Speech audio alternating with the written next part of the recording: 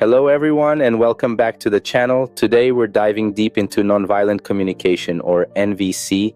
NVC is built around one central idea. Most conflict becomes destructive not simply because people have different needs, but because those needs are expressed through criticism and blame. Marshall Rosenberg argues that beneath much hostile communication is something more basic. A person is feeling something, and that feeling is connected to a need. Instead of expressing the need directly, we often attack character. One says, "You never care about me," while the other hears a demand. The deeper conflict is not between connection and autonomy. Both are legitimate. The conflict is between the strategies we use to meet them. NVC moves us away from who is wrong and toward different questions. What actually happened? What am I feeling? And what do I need? The practical framework contains 4 parts: observation, feeling, need, and request. It's a formula designed to change how we perceive conflict. Part 1 is observation. Rosenberg asks us to distinguish between what actually happened and the evaluation we attach to it. Character judgments trigger defensiveness. If someone says you are irresponsible, the listener immediately moves to protect their identity. The goal is to separate the event from the story we tell ourselves about the event. This anchors the conversation to specific facts. We naturally interpret behavior. Someone doesn't call and we think they don't care, but that's a hypothesis, not an observation. The second component is feeling. We must describe what is happening internally rather than diagnosing someone else's intentions. Many words we use as feelings, like ignored or manipulated, actually contain interpretations of others. NVC asks for the raw emotion underneath.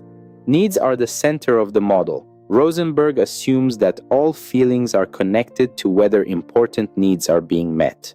Emotional maturity means taking responsibility for our feelings. We shift from "you hurt me" to "I feel hurt because I need connection."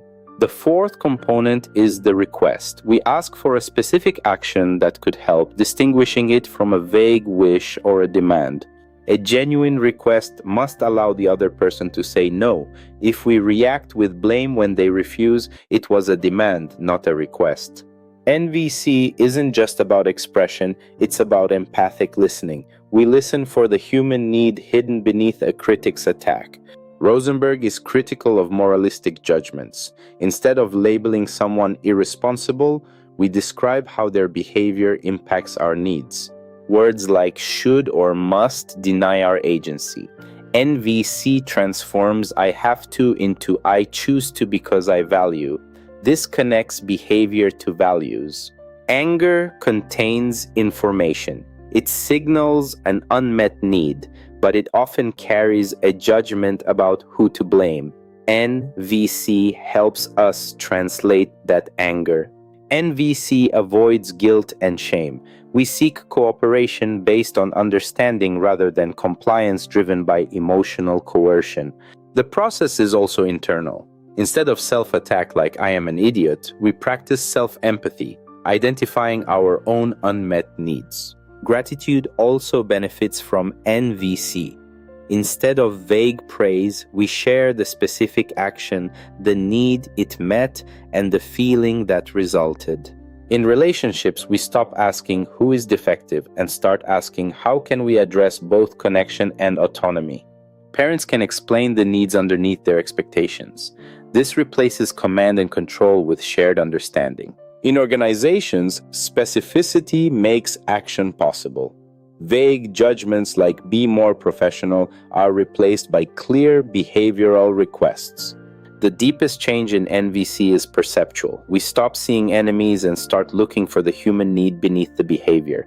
Compassion doesn't mean abandoning boundaries. You can understand someone's needs and still refuse their behavior for your own safety. Rosenberg warns against life-alienating communication like shame and demands. These patterns obscure the information needed for solutions. In summary, NVC is about observation, feeling, need, and request. It's about maintaining contact with our shared humanity. The real human information lies underneath the judgment. Once we see the needs, new possibilities for cooperation emerge. Thank you for watching. Like, subscribe, and share your thoughts in the comments. I'll see you in the next video.